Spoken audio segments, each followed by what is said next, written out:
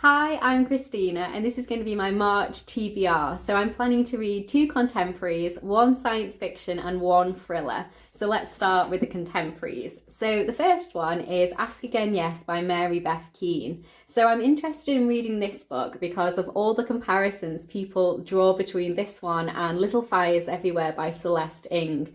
I absolutely loved that book. When I read it 3 or 4 years ago, it was my absolute favourite book that I'd read that year, and it has stuck with me all throughout the years, and I still think about it to this day. So I'm hoping that this one is going to draw on very similar themes and just have the same kind of vibe.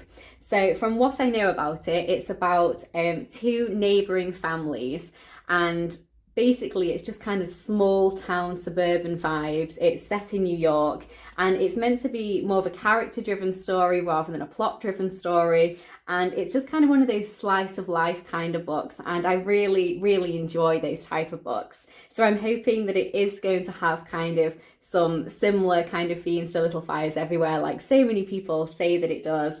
And if it does, I think I'm gonna really enjoy it, because like I say, I love that one, and I'm hoping that it's going to be a really nice kind of look into family dynamics, and yeah, it sounds like it's going to be really good. So the second contemporary I'm planning to read is A Ladder to the Sky by John Boyne. So I first heard about this book from Alice over at the Book Castle, who I will link down below so you can go and check her out. I think she's really great, and she has some great book recommendations.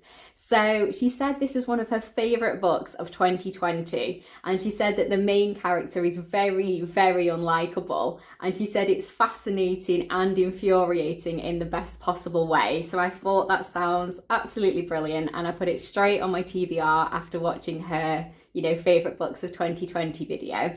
And it's about this man who is an aspiring author, and he essentially uses an established author in order to launch his career. And it says on the front that it's a deliciously dark tale of ambition, seduction and literary theft. So I think it just sounds really excellent, and I do quite enjoy a very unreliable, unlikable, kind of horrible main character. I do quite like that trope. I know one of the books I really enjoyed last year with that trope was What Lies Between Us by John Mars. Obviously a very different genre, so this is a contemporary and that one was a thriller, but you have two very unlikable main characters in that book. You aren't rooting for anyone at all. They're both horrible. So I do like the very unlikable main character trope, and I think I discovered that last year. So I'm really looking forward to reading this one. I think it's going to be excellent. So the science fiction book I'm planning to read is Dark Matter by Blake Crouch. So this will be my second book by him. I read Recursion last year, and it was one of my favourite books of 2020, and it was without a doubt my favourite science fiction book of 2020. So I don't know anything about the plot of this one, and that's the way I want it to stay. I want to go in knowing absolutely nothing at all. And with this one, I'm just hoping for more of the same. Like I say, I really enjoyed Recursion. I think he's an excellent science fiction writer. You really put in a lot of twists and turns, and it was really a mind-bending kind of book. I didn't know what was happening, and it really did surprise me. And he also had a lovely kind of little romantic love story running through it too. And I just thought it was really excellent, and I really had a good time with it. So yes, very much looking forward to reading this one.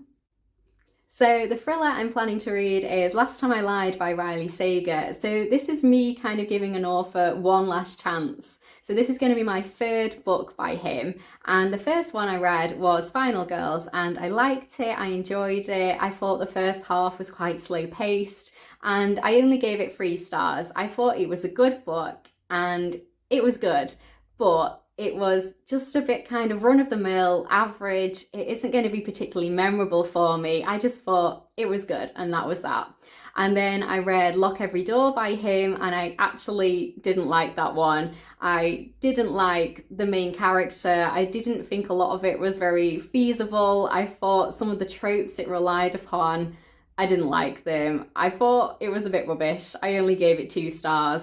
And then this one is going to be, yeah, like a Last Chance Saloon, really. And I think it's just because Riley Sager is such a popular thriller writer, and he's so popular on BookTube. He's just massive. And I've just kind of thought it's been average, really. I'm not sure he's really the thriller writer for me. So thrillers are definitely the genre that I've read most of, and it used to be my absolute favourite genre. And this year I'm trying to read fewer because I just read so many last year, and I've got a little bit bored of them, I think. I think it's getting very difficult to please me with a thriller because I feel like I've read it all before. So it could be that. So maybe if you're kind of new to thrillers, you'll really, really like his work.